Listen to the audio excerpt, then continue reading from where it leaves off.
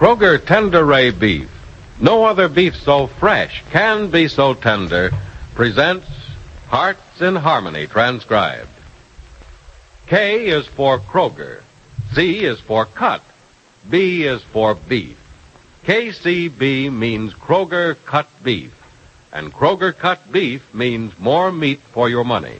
It's a fact, ladies. And here's the reason Kroger cut beef gives you more meat, less waste.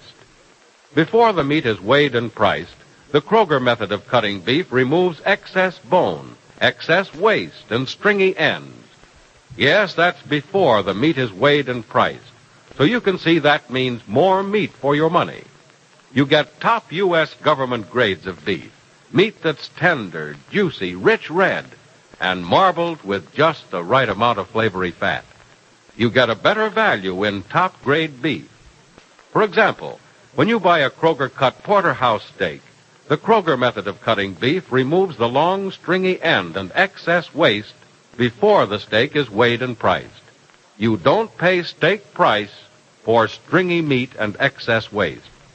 Remember, whether you buy a steak or roast, you receive more meat, less waste. But see for yourself. Visit your neighborhood Kroger store, get Kroger cut beef, and get more meat for your money. And now, Hearts in Harmony. The illness of Penny Gibbs' foster father, Jed, has been a mystery from the start. So there's considerable excitement in the Gibbs home when Dr. Ryan comes to see Jed this morning. He said he had news for them all, but he wanted to see Jed first. So behind closed doors, Dr. Ryan says to Jed, "Jed, I suppose you want to know why I've run your family out of the room and closed the door." I never have been able to understand half what doctors did, and I don't think I'll try to start now. Well, I don't understand how you fellows build bridges and lay roadways and design houses either. But I suppose you have a reason for everything you do, same as I have one for what I do. Well, now, let me guess the reason for all this. I think you can. Maybe so. It's those reports you heard from that doctor in New York. Yes, Jed, I sent him all the data I could, the results of all the tests I've made. And I let him read everything those doctors up in Mapleton had to say about your illness, too. And what's the verdict, Doctor? Jed, I've known you a long time. I know the stuff you're made of. You're a good, solid man, or I wouldn't tell you what I'm about to tell you. There's no hope, eh? Jed, there's always hope. Scientific laboratories all over the world, men are working constantly to help doctors with their problems. And I'm a doctor's problem, am I? Not you, but what's wrong with you is... Jed, there's no known cure.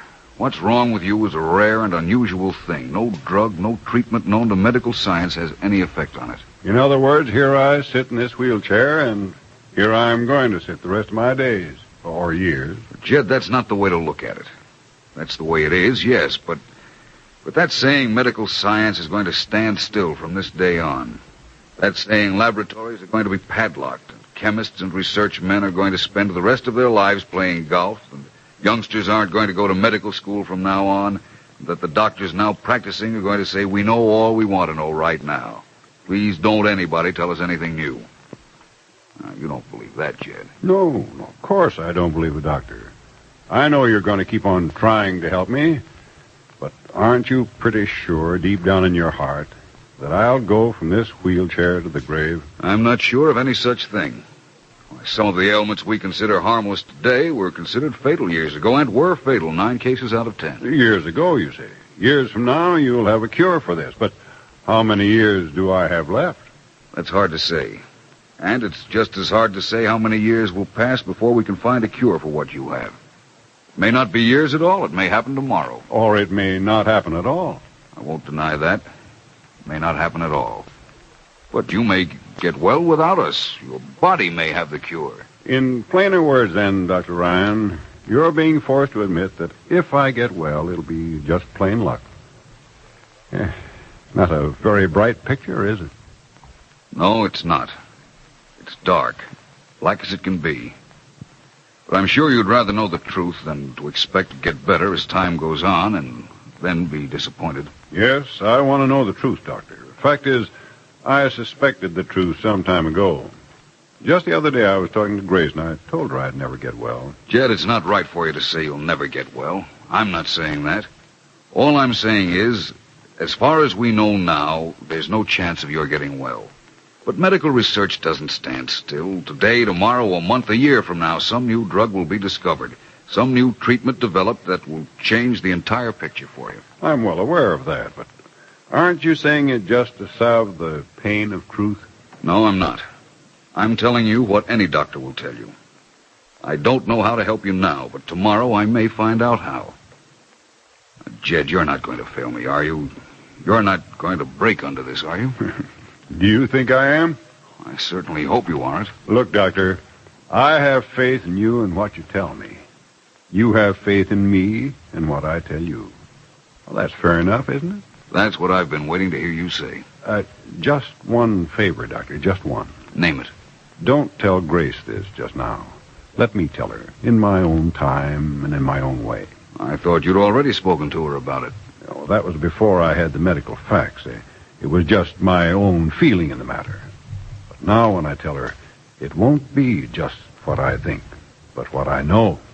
Well, if you think I'll be too blunt about it, I have no quarrel with the way you've come right out with the truth. It's the best way. But I know Grace, and I know how easily she's hurt. Better let me break it to her. All right, Jed. And the same goes for Penny, I suppose? No, not exactly. You can tell Penny if you want. She's a lot more sturdy than her mother. I think it might be a good idea for Penny to hear it from you. I'll forget some of the scientific facts. Well, I won't go out of my way to talk to Penny, but if I see her, I'll... Tell her the truth about me, Dr. Ryan. Then watch a change come over her face. Maybe her face will change, Jed, but her heart will remain the same. You won't let me hope, will you? You won't let me think that someday soon, even though I never get well, I'll not be a burden to that child. You'll know she'll never think of you as a burden. All right. You win. You doctors always do. So, tell her the terrible truth. Go tell her that as long as I live... Jed, listen to me. If you want to get well, and I know you do, you've got to fight something. Not just the illness, because fighting that won't do much good. But you've got to fight the feeling that you're a burden to those you love and those who love you. What are friends and family for but to help at times like this? If you were a stranger from off the streets, it would be different. You might be called a burden then, but you're not a stranger. Therefore, you're not a burden. Don't I seem a stranger in this wheelchair? You're the same Jed Billings who walked around on his own 2 feet a few weeks ago. The same Jed Billings who made people laugh. The same Jed Billings who brought so much happiness to others. Well, now it's time you were repaid for what you've done for others.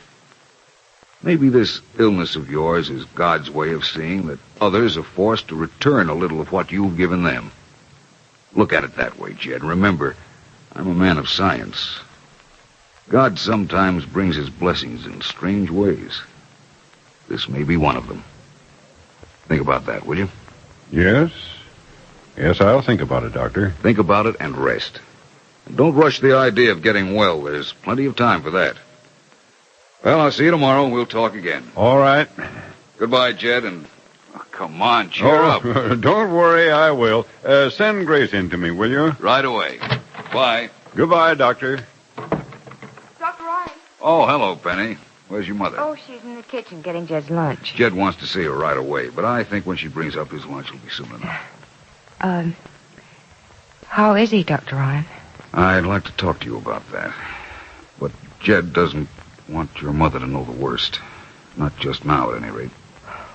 What do you mean, the worst? Well, I think I'll put it to you even more bluntly than I put it to him. I tried to cloud the truth in a little hope for him. But I'll make it very clear to you if you want. Yes, I want it that way, Dr. Ryan. Well, Penny, the clear, unclouded truth is that barring miracles, Jed will never walk again. I thought that's what it'd be.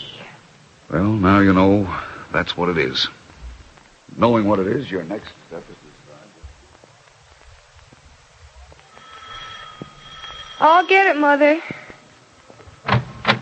Good afternoon, Miss Gibbs. Oh, hello, Miss Dodge. May I come in?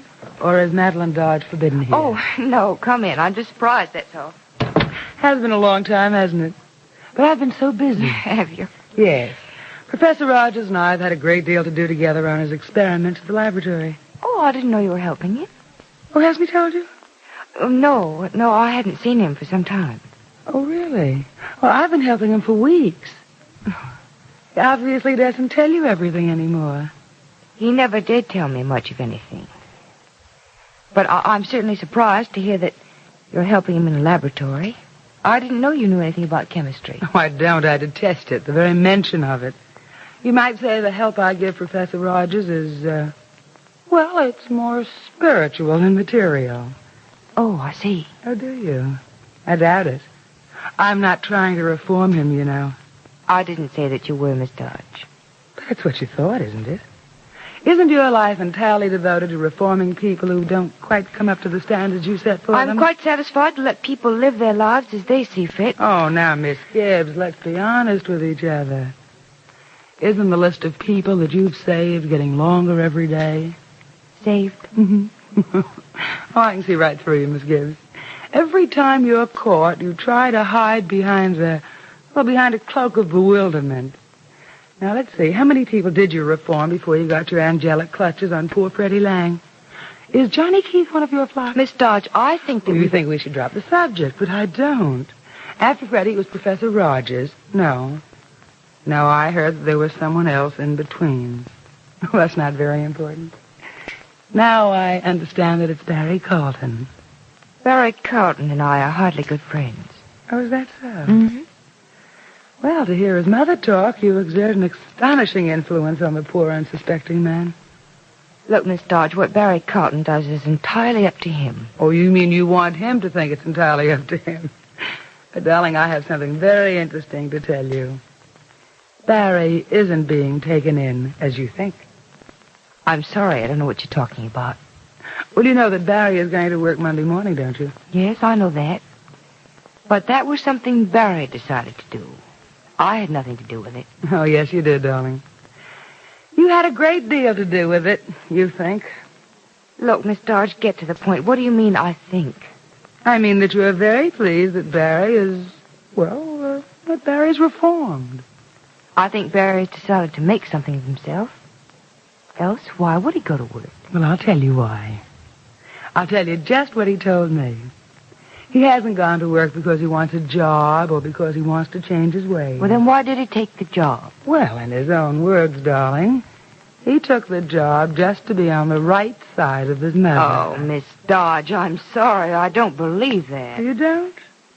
Well, you should have heard what he said. He doesn't want his mother's praise. He doesn't want admiration from you. All he wants to do is to keep peace at home. For a while, at least.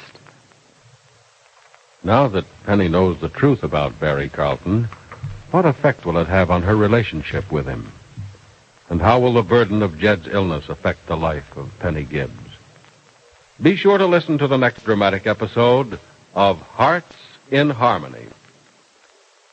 KCB. KCB. KCB means Kroger Cut Beef. And Kroger Cut Beef means more meat for your money. Yes, Kroger Cut Beef gives you more meat, less waste. Because before the meat is weighed and priced, the Kroger method of cutting beef removes excess bone, excess waste, and stringy ends. In buying Kroger Cut rib roast, for example, you don't pay rib roast price for excess bone and waste. The chine bone is trimmed, the waste and short rib end removed, giving you top U.S. government grades of beef that's tender, juicy, rich red, and marbled with just the right amount of flavory fat. And before the meat is weighed and priced, the Kroger method of cutting beef removes excess bone, waste, and stringy ends. Remember, whether you buy a steak or roast, Kroger Cut Beef gives you more meat for your money. But mind you, you can get Kroger Cut Beef only at your neighborhood Kroger store. So go there as soon as you can. Step up to the meat counter and ask the Kroger meat man for Kroger Cut Beef. You'll get delicious and juicy and tender beef, and you'll get more meat, less waste. That means you get more meat for your money at your Kroger store. Listen in again Monday, same time, same station, for another thrilling transcribed chapter of Hearts in Harmony.